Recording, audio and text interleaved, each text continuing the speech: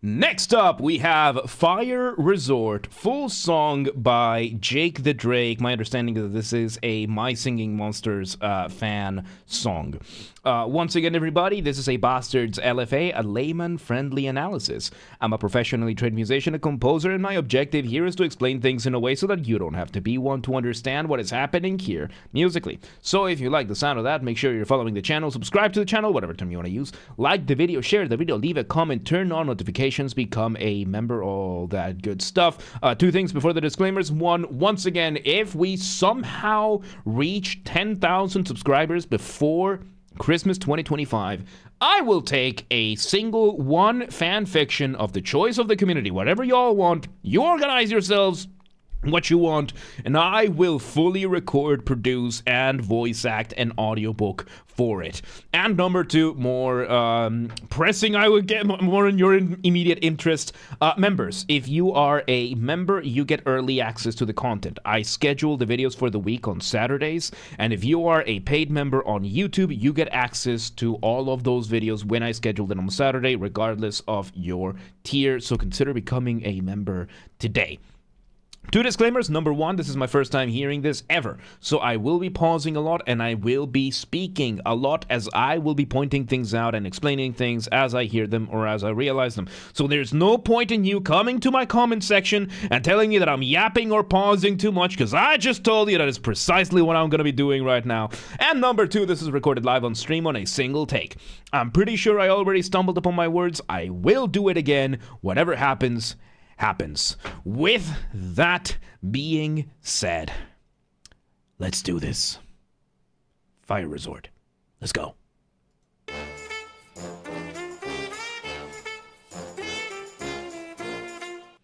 Okay, we start with 3 layers. We have our saxophone giving us our initial motif. Motif being the smallest version of your musical idea, the seed, the essence from which everything else comes from. We have a percussion, which I think it's a tambourine. So, tambourine. Yes, the tambourine looks to be one of the ones that does not have the drum pad on it. It sounds like one of these, and then we have I think it's a tuba. I think it might be a tuba giving us a trumpet. Oh, it's a trumpet, not a saxophone. Also, it's probably a trumpet with a mute. For those of you who don't know, so a trumpet. So we all know, but by this point, more or less how trumpets look like. However, as you can see, trumpets have this bell over here, which then you can put a mute on. With mute. So you can take a trumpet and put all sorts of mute on these, and it will change the sound of this. I think what Jake has gone, and by the way, Jake's here in the chat with us today, so hell yeah, brother. I think it could be a mute, it could just be mixing or an effect, but if you were to try and pull this off live, you would want some sort of mute on the trumpet to be able to alter the sound of whatever comes out. And then we have either a tuba, or was that a train? Damn. Okay, I live several kilometers away from a train station, and sometimes I can hear it from here. Yes, we have, I am the train. I am the table. I am the one who knocks. Sorry. And I think it's going to be either a tuba or a trombone. Those two, the tuba and the trombone, range-wise, are very familiar to the cello and the double bass. Which structurally different instruments, but they have more or less the same. They're just one of them reaches lower. Whichever this one is, I think it's a tuba. I mean, considering the shape of this one, it's probably a tuba. Giving us our bass line. And yeah, let's see where it goes.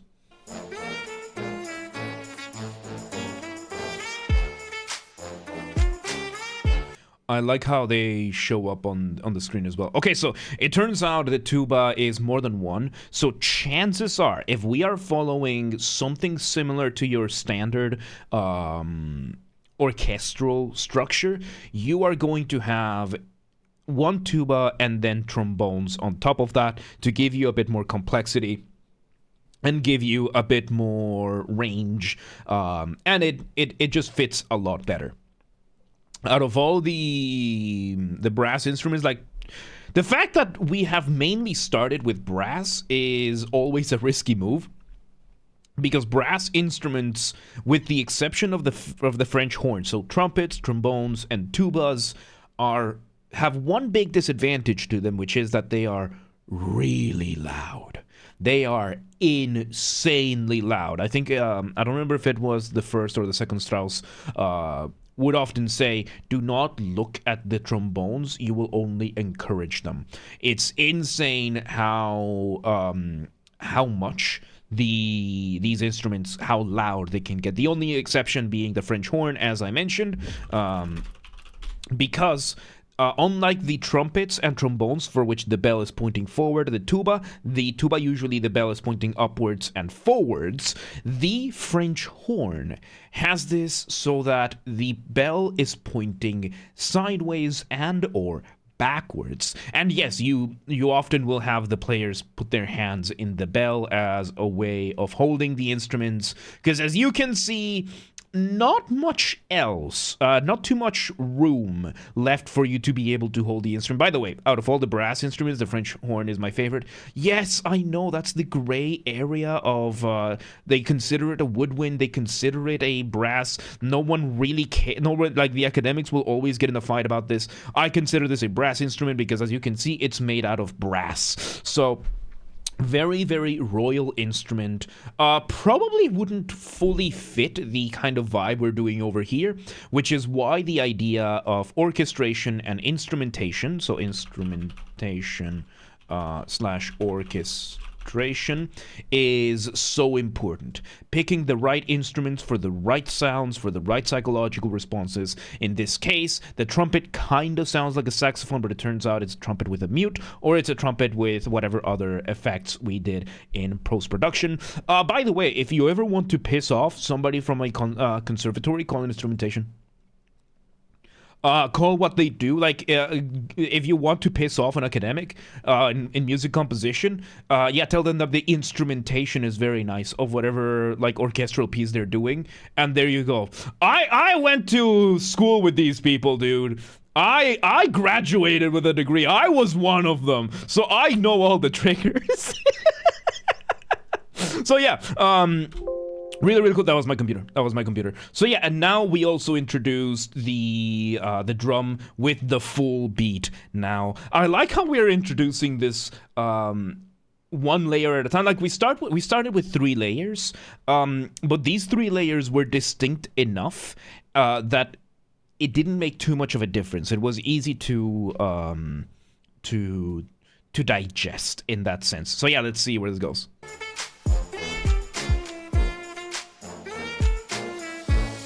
Ah, good beat.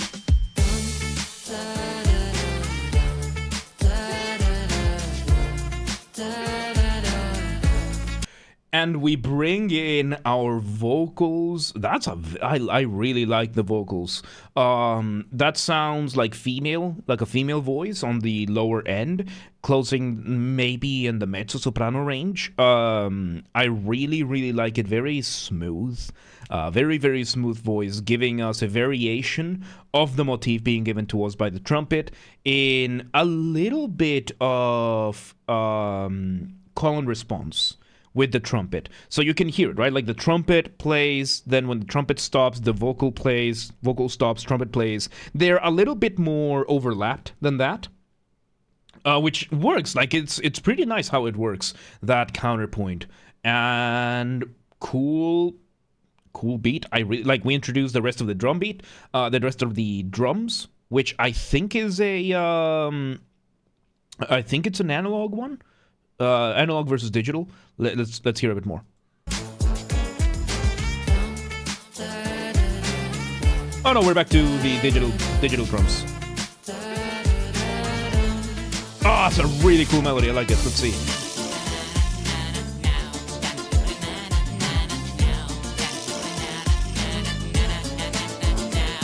Okay, so we now jump off to a new section. So when it comes to music and especially instrumental pieces, we have what is called form, which is just the structure of your music. Unlike songs, by the way, the idea of a song versus a piece or a track is that a song is going to have lyrics, and the voice, the singing of said lyrics, is going to be the driving force of your music. In this case, we don't have that, because if we are in a song, we have the verse, we have the chorus, we have the intro, the breaks, pre-chorus, bridges, whatever. But when it comes to instrumental music in this case, and I could be proven wrong immediately with the introduction of lyrics, we will see. However, up until now, we would have to use what we call form, in which we have to analyze, okay, the motif is being used in a certain way, then we have a contrasting section, and we bring in a different variation of this. So in this case, what we would have is we had an intro where we had the first three instruments, then we went with section A, which was once we introduced, and we could maybe say the intro belongs to the section A, as part of section A, kind of like tied together with section A. Then we would say section A, we had the vocals coming in, we had a little bit of a drum fill, and now we are off to section B. We introduce this sounds between to be a violin and maybe a harp put on it, and a new version of our melody bringing us contrast. Once again, when you're making music, you want to keep a careful balance between what is familiar and what is new. Too much familiarity, too much repetition, too much of the same thing, you risk boring the listener, they tune out. Too much new material too quickly, you risk overwhelming the listener, they tune out. However, when it comes to form, section B needs to have some sort of contrast with section A, which means you're going to need to bring something new. However, if it is something too new and is too unrelated, you end up in that territory of, well, what is this? A genre that suffers from that a lot is gent. Nico, welcome to today. How you doing? How's your day been? Good to see you. So yes, gent is one of those. It's a metal subgenre, and it's all about riffs. Oh, we're doing riff A,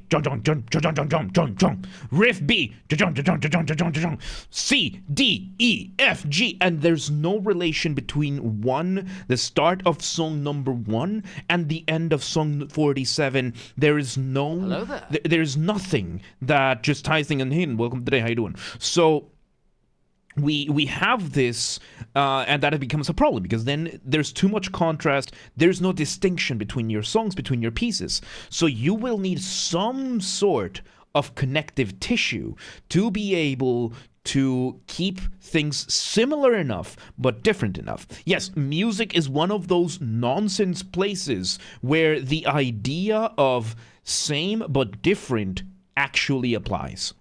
So yeah, let's see. So yeah, in this case, the new melody that we have this. Oh, I'm sorry to hear that. We'll talk about it. Okay. So bribe cue next. No, live cue next. So yes, let's see. Let me hear a bit more.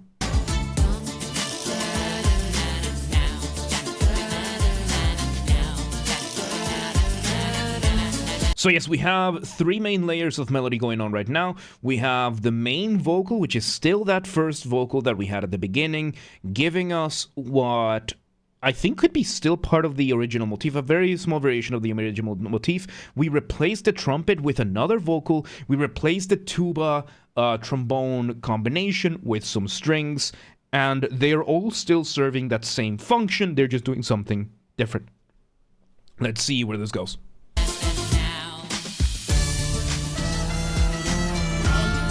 Yeah, that's the trumpet. Yep, there you go. We bring in a trumpet and an oboe panned. Okay, so we are also visiting the concept of panning, and with this, we had a very quick section B with this, and I would say this could still be second half of section B because it's familiar enough, but then we enter the concept of panning. So when it comes to audio, good to know, Nico. Thank you. So panning in audio, as opposed to video and other things, is the idea of prioritizing one speaker over another. So Nowadays we use stereo. Stereo is the standard that we use for most audio because two speakers, left, right, two ears, left, right, human beings, most of us have both of them working. And the way this works, as I said, left and right, you have the speakers, then you have your listener, there you are, here, all happy, deformed, bald, and therefore evil. And the way it works is that whenever you have some sort of sound, right now, this thing we're hearing, this song, with this piece we're hearing, it's not one audio track playing, it's two of them. We have one playing for the left ear and opposite to that one playing on the right ear. And they just happen to join in conjunction that it all sounds like it is a single track because it's a single composition. However, the concept of what does lore mean? If you put a little bit of T here, then we got Lord of the Rings. So, so yes, let's say, for example, we have a guitar track. And if the guitar track is playing at full volume on both ends, it sounds like it comes from the front. However, the more you reduce the volume on one ear, the further to the other side it's going to sound. There are a couple of extra tricks and things you can do. And Royal, ask me after the video because I'm going to forget. We have a bunch of other tricks that you can do to make things sound like they come from behind, stuff like that, which is more of an audio design thing. But right now, we have a trumpet on the left side, and we have an oboe on the right side. So, a song with a verse, chorus, bridge kind of thing, despite not having lyrics. I was thinking, and there you go. This is the first time we actually have our musician giving us here the clarifications of the observation. So it turns out over here, we are taking the instrumental and we're still applying the traditional concept, the structure of vocal songs. In which case, yes, we have an intro, then we have what could be our first verse, and then probably a chorus, and now we're going to a post-chorus. Let's hear it. Wouldn't it be funny if there was a song pan to the left and an accompanying song pan to the right? There are videos out there that do that. There's people that do that. That they have matching songs that just play one on one ear, one on the other ear. That is a genre on YouTube that exists. I just happen to know this knowledge without my consent. Let's see. So yeah, now let me go back over here.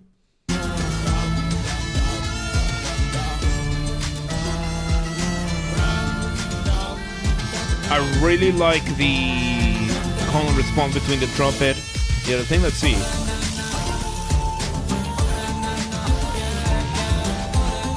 So yeah, this would be something we could consider that we could consider a chorus. So we had our intro, we had our verse, then we had what we could call a pre-chorus, followed by a quick break, followed by a chorus right now. A lot more melodic.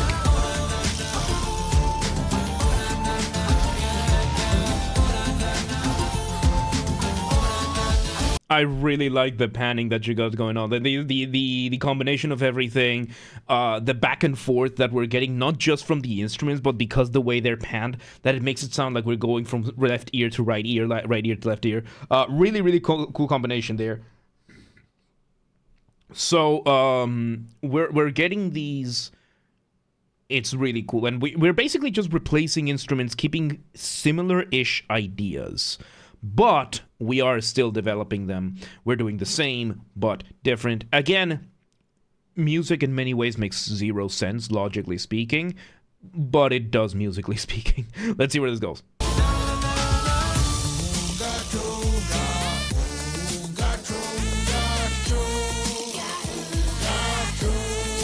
Okay, so yeah, we're bringing more layers of the human vocals. And again, the charm of My Singing Monsters, the Hooga Chooga, we're getting all of these really innocent, friendly monster sounds that I just absolutely love. I just absolutely love this. It captures my singing monsters so well. I haven't played the game at all, but it just captures it for me that it's the idea of the adult lowering the intensity down just to bring joy from a child kind of thing. It is just one of those very, very wholesome concepts. Because once again, yes, you can always find sound effects, or you can find like a human sound effect machine capable of making like the most horrifying sounds possible. Right? Like you can make these monsters sound absolutely horrifying, but then you end up traumatizing the child. And what good is that, right? What good is that? I was about to make I'm not gonna make that joke. So, you end up traumatizing the child, and there you go. So, you end up making these considerably badly done monster sounds that just bring such a charm to this music. It's great. It's just great. And we now have another version of the trumpet that is sounding... It kind of sounds like we changed the mute. We have a different mute now, and it sounds a little bit side-chained. So the initial sound, and the last sound seem to be taken kind of like away. I think. Let's see.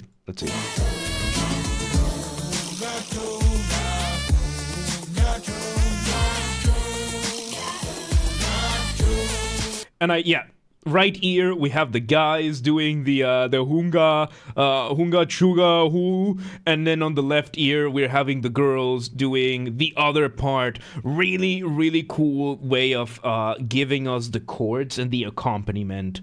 It's a high synth lead, and yes, it is sidechained. There you go. So it is sidechained, and the inside chain is that I believe when the drums hit, the rest of the, like, everything else kind of gets muted, and in this case it's just this synth. The synth that just happens to sound like a muted trumpet. I love it. I love this, Jake. I love this. You bring in a trumpet at the start with a mute that sounds like a saxophone. Now you bring in a synth that is in the higher end, played in such a way that it sounds like a muted trumpet.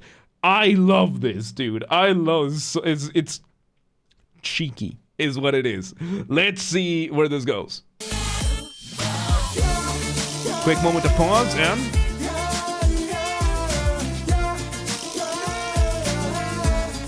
so we go back now to this start. So yes, we had, structurally speaking, our chorus. Now we go back to our verse. I guess verse number 2 would be structurally speaking. So yeah, chorus number 1. Verse 2, and I guess the pre-chorus and the break, we could say that it's backwards, the break and then the pre-chorus, because structurally speaking, the pre-chorus should usually lead to the chorus.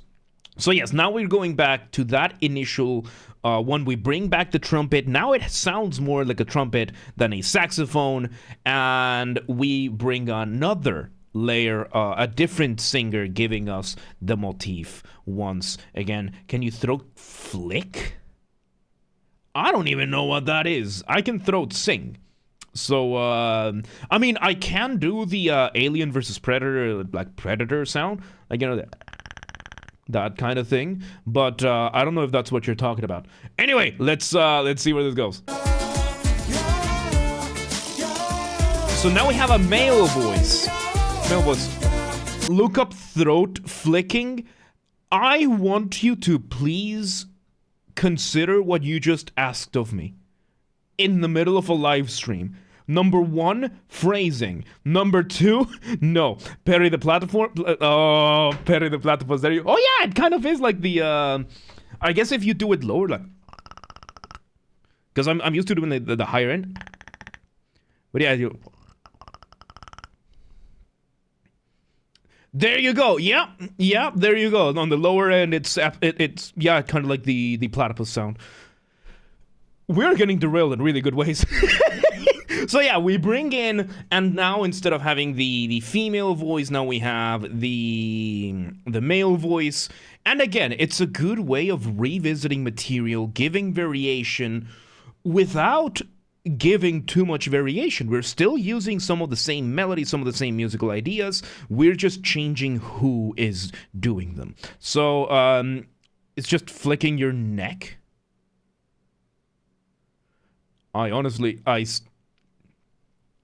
Throat flicking is actually a method used to make the sound of one of the monsters from MSM named Pong. Oh, okay.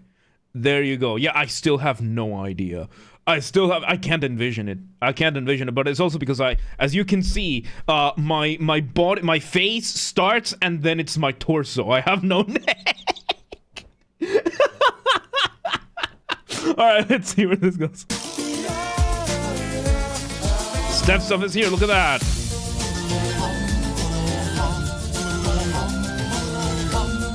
Okay, now we go, so we finished the verse. Now we're off to another break, I guess?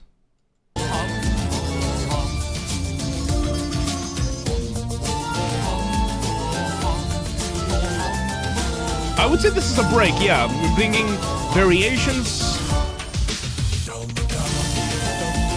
Oh, I really like, so yeah, that way we just had just now, the introduction of the dum-dum, that is what we would call rhythmic displacement. So, yeah, just rhythmic displacement.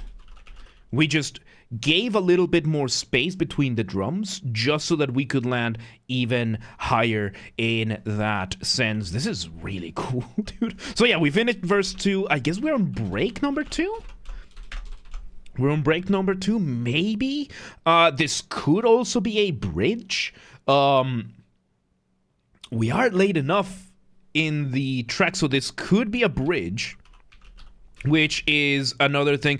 Bloopy, thank you for the €10. Remind me to look at that after the video. So yeah, let's see where this goes. Soul Creek, man, I don't either. I have no clue what I'm doing. My enemies can't know what I'm doing if I don't know what I'm doing. That's how I go about in life. I don't have enemies. So let's see where this goes. Man, this is so cool. We have the oboe there giving us our thing.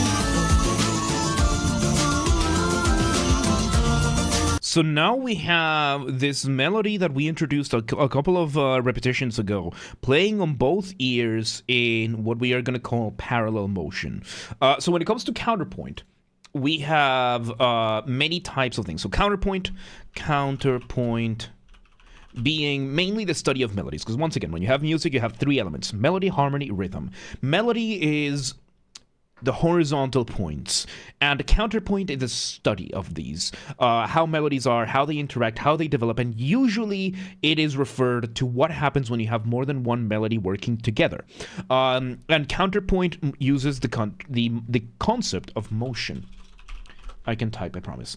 We have 3 main types of motion. We have similar motion, we have contrary motion, and then we have parallel motion. So the way these works, similar motion means you have both melodies are mostly kind of going the same way, but not really. They are still going the overall same way. Contrary motion just means one goes up, one goes down, and they're just going the opposite direction. And then parallel motion means that both are doing the same thing, relatively speaking, from different points in the scale. So what we're having right now is we're having parallel motion on the oboes, I believe they are. Maybe there's an oboe and clarinet, maybe it's 2 oboes. It gets a little bit difficult to tell with all the other extra layers, but we're having those giving us a little bit of background accompaniment counterpoint, and on top of that, we are having an extra bit of counterpoint at the top with the vocals. I love that we're doing that kind of thing. It's so, like, again, there are so many silly concepts being used in My Singing Monsters that just capture that essence of innocent-friendly, and it's just so charming, dude. It's so charming. Let's see where it goes. Let's see. All right.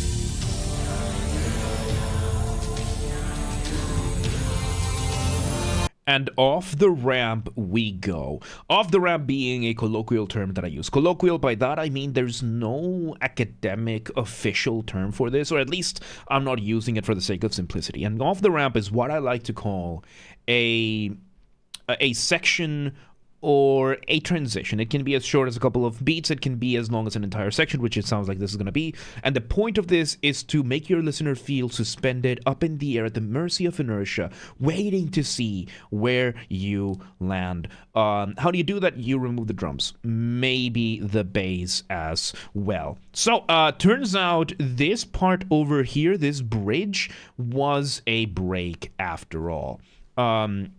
Because now we are entering the bridge, so we have our break, now we're in the bridge, and the bridge, of course, is going to be complete contrast compared to everything else that we had been doing. In this case, we just changed to a more orchestral approach, like fully orchestral, no more drum beat, just orchestral.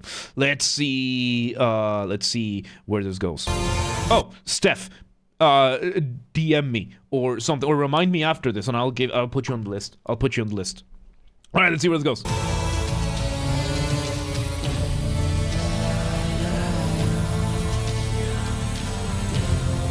So yeah, we are now having a more orchestral, a more epic, more elegant approach to the material, and we're using a lot of ideas that we've been using before. I love that one of the layers is just meow, meow, meow. Again, I love this, right? Because these are not the full sounds that you would be doing for these kind of things. It's just not. We're doing these like child-friendly versions. You have BandLabs? I don't know what that is. So we're doing this, we're revisiting some of the older material that we've been using in the build for what I think is going to be the climax. Because usually your climax is going to be within the last 1 to 2 minutes. Some not meow, but yeah.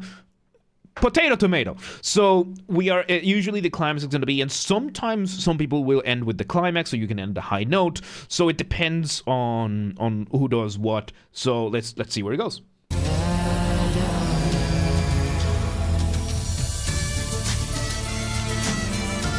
Ooh, we do a recapitulation of the intro. So recapitulation just means you're revisiting material. And sometimes it's a 1-to-1, sometimes it's not. Let me just see where it goes. Let's see. We have the extra vocal, so it's not a 1-to-1. We're just building those layers. Layers. Let's see. Oh, one last chorus. There you go. We're ending on the climax. Well, let's go. Welcome to the day. How you doing? Oh. We remove some of them. We bring back the intro, the first verse, as a post-climax. We remove some of the other layers. Oh, I really like the trumpet there, and one more loop of these, and there you go. Man, what a fun experience that was. What a trip. Something I really love about music to being able to do is being able to just tell a story. And this told quite a story to me. Like, we used a fairly unconventional approach to the whole instrumental thing. We ended up, applying the song principle to instrumental music, which is perfectly fine. It's just not very usual when it comes to instrumental music. Because of how difficult it can be to explore material. Absolute cinema, yeah, there you go. Especially with all the animations added to it, that was really, really cool. I can tell a lot of effort went into every single aspect. That's really, really well produced. I really liked the dynamics used between the panned ears. Like, most of this was what I like to call passive panning, that, oh yeah, this instrument's going to be on the right ear, and it stays there for the entire time. And that ended up being taken into consideration for for a good chunk of these. It was this really well made, dude. Very, very good stuff, Jake. Absolutely just a very, very fun experience. I really enjoyed this. There you go. That was Fire Resort, full song by JakeTheDrake, a fan song of my singing monsters. That was very, very good. Once again, everybody, this has been a Basterd's LFA, a layman-friendly analysis. I'm a professionally trained musician, a composer, and my objective here has been to explain things in a way so that you don't have to be one to understand what's happened here musically. So, if you're watching this on the YouTube video archive thing, thank you for watching. Make sure you're following the channel, subscribe to the channel, whatever term you want to use. Like the video, share the video, leave a comment, turn on notifications, become a member. Checking out my music, really loved the commentary on top of it. I really appreciate it. Don't request. I really appreciate it, and thank you for asking in the first place. I was not expecting this. All right, so oh God, y'all start. No, do not request just yet. I need to finish my spiel first. So, if you're watching this on the YouTube video archive, thank you for watching. Make sure you're following the channel, subscribe to the channel, whatever term you want to use. Like the video, share the video, leave a comment, turn on notifications, become a member. Once again, if we somehow hit 10,000 subscribers before Christmas 2025, I will take a single fan fiction of the choice of the community, whatever single fan fiction y'all want, and I will fully produce, voice act, record an audiobook for it. We have to reach this through legitimate means though, so no account duping, no botting, nothing like that. Just go share the videos, go encourage people to watch the channel, use the hype function, I don't know, whatever you gotta do that is legitimate. And members, if you are a member, make sure you get early access. So I schedule the videos for the week on Saturdays. Not yet. Requests are not open just yet. Let me finish my spiel. So I schedule the videos for the week on Saturdays.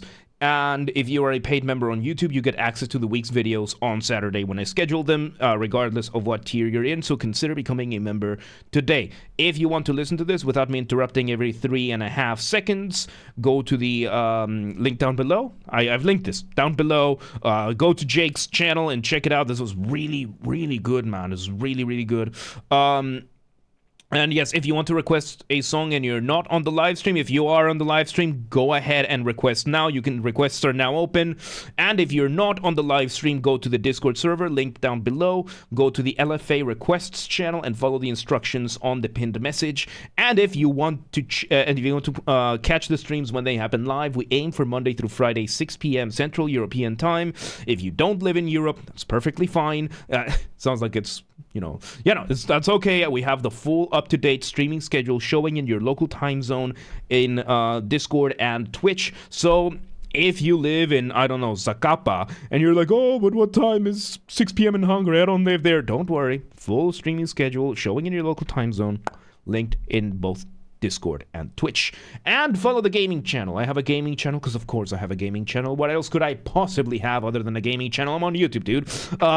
Games are Basterd. Link down below. That's where we put the recordings of the video game after shows when they happen. Yeah, that's the recordings, where the recordings go. So link down below, or just search on YouTube for same username as James R. Basterd, just swap the J for a G, and you got it. And yeah, there you go. Fire Resort. What a trip that was, dude. That was really, really fun. Really good stuff. But yeah, let's move on.